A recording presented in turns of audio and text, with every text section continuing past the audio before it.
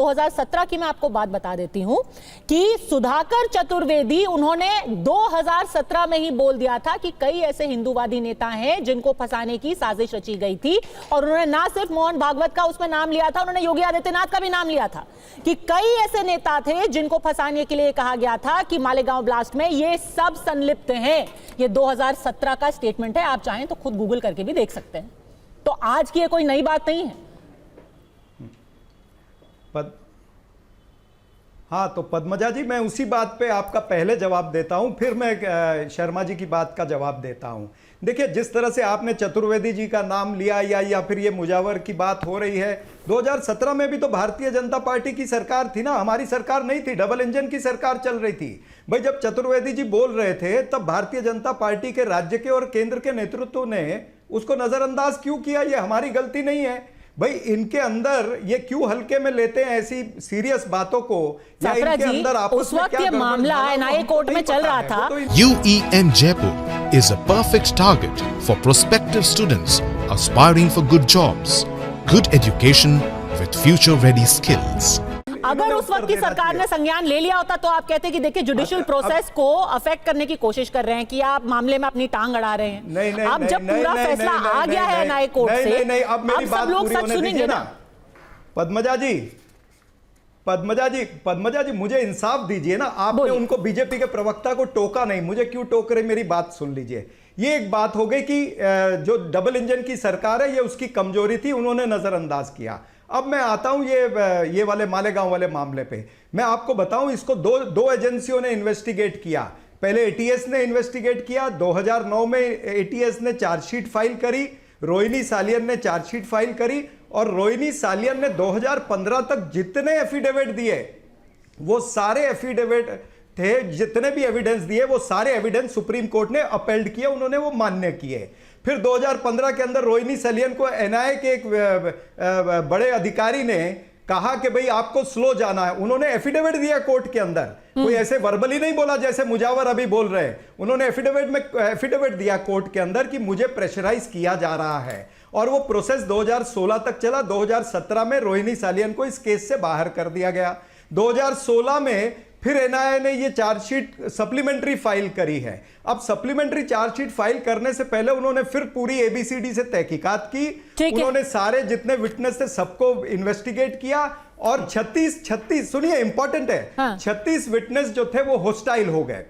अब जब witness hostile होंगे, जब जितने एविडेंस पहले दिए हैं वो एविडेंस आखिरी तक नहीं टिकेंगे, तो इसी तरह का नतीजा आएगा। विटनेस हॉस्टाइल क्यों हुए ये तो बताइए। या तो कुछ गड़बड़ ने ये बोला है कि हमें प्रताड़ना दे करके अंडर ड्यूरेस हमसे स्टेटमेंट्स करवाए गए थे। विटनेसेस इसलिए हॉस्टाइल हुए हैं क्योंकि उनका कहना था कि जब आपकी सरकार थी तो उन्हें प्रताड़ित करके, जोर जबरदस्ती करके उनसे सारे स्टेटमेंट्स लिखवाए गए हैं। हाँ, तो मैं नहीं, वो विटनेस ने भी मैजिस्ट्रेट के सामने स्टेटमेंट दिए थे, कोई आपके और मेरे सामने मीडिया पर नहीं दिए थे स्टेटमेंट, मैजिस्ट्रेट के सामने दिए हुए स्टेटमेंट थे। उनको अधिकार है कानून में, उन्होंने फिर स्टेटमेंट दिया। तो यानी कि आप कह रहे हैं कि एनआईए का इन्वेस्टिगेशन हो या फिर महबूब मुजावर हो, दोनों ही बदले जाएंगे तो निश्चित रूप से निर्णय ठीक है। निजाम बदला, सरकार बदली, के शर्मा, इसीलिए एनआईए भी बदल गया, महबूब मुजावर के तेवर भी बदल गए। अब आपके पास आऊंगे असीम वकार। के शर्मा, इसका जवाब दे दीजिए। सब कुछ बदल गया, मैं जवाब देता हूं। माहौल ही बदल गया। कितनी हंसी आ रही है मुझे कांग्रेस के प्रवक्ता की बुद्धिमत्ता पर। शायद ये समझ रहे हैं कि आपके करोड़ों दर्शक, अरे हंसी नहीं है, सच्चाई है। मैं बताता हूँ सच्चाई है जो मैंने बोली है। आपकी बुद्धिमानी पर मैं प्रश्न, रोहिणी सैलियन ने नहीं दिया था। थोड़ा सा मैं आपसे संरक्षण चाहूंगा पद्मजा जी। बोलिए। देखिए अभी इन्होंने क्या, बोलिए। हाँ, मैं बताता हूँ। इन्होंने कहा कि सालियान जो वकील थी उसने हलफनामा दिया कोर्ट के अंदर, हलफनामा दिया है, बयान नहीं दिया है, ये कहा। मुजाविर साहब ने क्या किया? ये तो वहां पर कोर्ट के अंदर बकायदा धारा 370 के तहत जो है, 17 के तहत अपने बयान दर्ज कर रहे हैं कोर्ट के अंदर। तो ये झूठे हो गए, जिन्होंने कोर्ट के अंदर अपना बयान दिया है। अरे भाई, मैं दूसरी हंसी की बात ये है, और सुनिए सरकार, अरे साहब आपके ही शासन में कराए होते। एक बार शांति रखिए साहब, क्यों बैठे? करोड़ों दर्शक विवेक से अपना निर्णय कर लेंगे, मुझे रखने दीजिए विषय।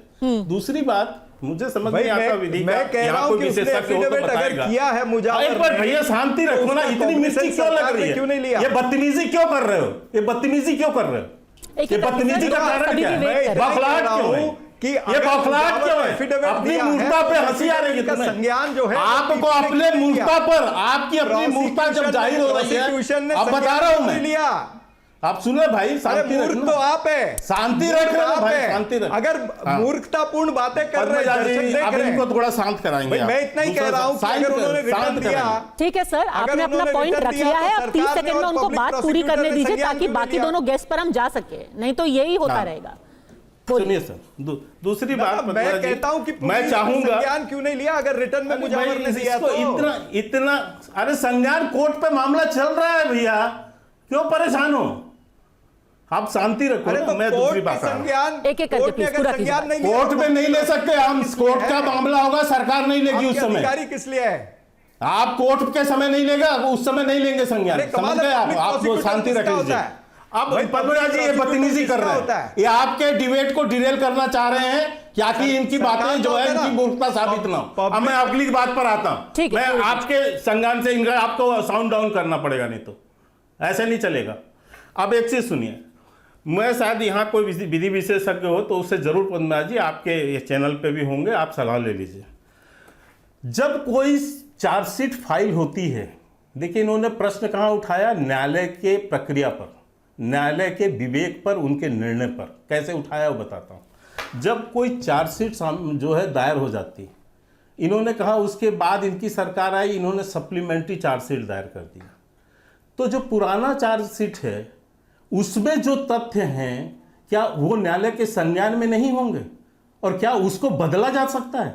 और क्या न्यायालय उस पे आधार पर निर्णय नहीं करेगा? सप्लीमेंट्री चार्जशीट पर तो अलग से कोई और तथ्य जोड़ा जाता है, उसमें पुराना चार्जशीट को वैकेट नहीं कर दिया जाता है। ये इनकी मूर्खता है।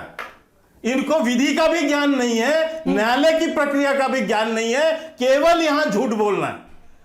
ठीक है, क्या उस चार्जशीट को वापस लिया गया है क्या? उसमें सप्लीमेंट्री ऐड होता है तो इसका मतलब होता है कि आप उसमें कुछ और जो खोज से आता है वो जुड़ता है, लेकिन पुराने तथ्य तो वो तो न्यायालय के सामने, वो सबूत कौन हटा सकता है?